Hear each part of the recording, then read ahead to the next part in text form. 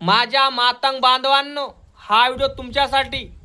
आरक्षण वर्गीकरण पाहिजे तुम्हाला, आरक्षण वर्गीकरण पाहिजे असेल तर दुसऱ्या धर्मामध्ये जातीमध्ये चालले जा, धर्मामध्ये नाही जातीमध्ये चालले जा, एससी मध्ये राहू नका। आणि इथं वर्गीकरण होणार नाही। आरक्षण हे फुकट दिलं नाही, आमच्या बापाने दिलं। बापानं अभ्यास करून कष्टाच न करून स्वतःच जिंदगी बर्बाद केली। माता रमाईनं आपले लेकरं बर्बाद केले, आपले लेकरं जमिनीत गाडले जितेजी। परिवाराकडे लक्ष दिला नाही, स्वतः शरीराकडे लक्ष दिलं नाही, पुरी जिंदगी बरखास्त करून टाकली। आणि बाबासाहेब आंबेडकरांना आपल्या परिवाराकडे लक्ष दिलं नाही। परिवाराकडे लक्ष दिलं असतं ना तर खोटं नाही सांगा, तुमच्या कुत्र्यासारखी जिंदगी राहिली असती, टाटानं भीक मागायला लागलं असतं। आणि म्हणता तुम्ही बौद्धांना आमचं आरक्षण काढलंय।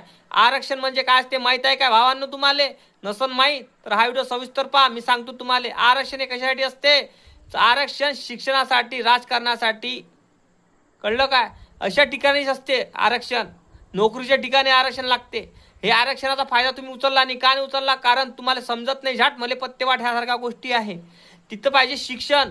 आणि तुम्ही म्हणता बौद्धांना आमचं आरक्षण, आम्ही कलेक्टर झालो असतो। भाऊ, कलेक्टर असं बनत नसते, भाजीपालाने कलेक्टर होणं म्हणजे त्यासाठी बुद्धी लागते। ती बुद्धी तुमच्यापाशी नाही आहे।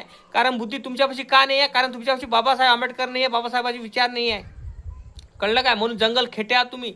जोपर्यंत बाबासाहेब आंबेडकर स्वीकारणार नाही तोपर्यंत तुम्ही कलेक्टर काय चपराशी बनायच्या लायकीचे नाही आहे, हे लक्षात ठेवा। राग येऊ देऊ नका, राग येऊ देऊ नका, बोलणं तथ्य आहे।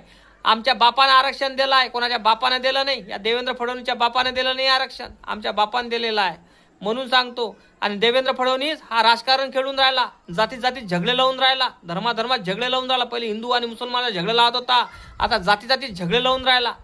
हे समजते तुम्हाला? तुम्हाला भडकून राहिला। 58 जाती ह्या आरक्षण उपवर्गीकरणाच्या विरोधात आहे। तुमची जातच फक्त वर्गीकरण करा, वर्गीकरण करा म्हणून राहिली। वर्गीकरण करून काय भेटणार आहे? हळदी कुंकू लावा, नारळ फोडा, दुसरं काहीच नाही। आणि ते आरक्षण आहे जे भेटन ते दान देऊन द्या, अशी लोक आहात तुम्ही।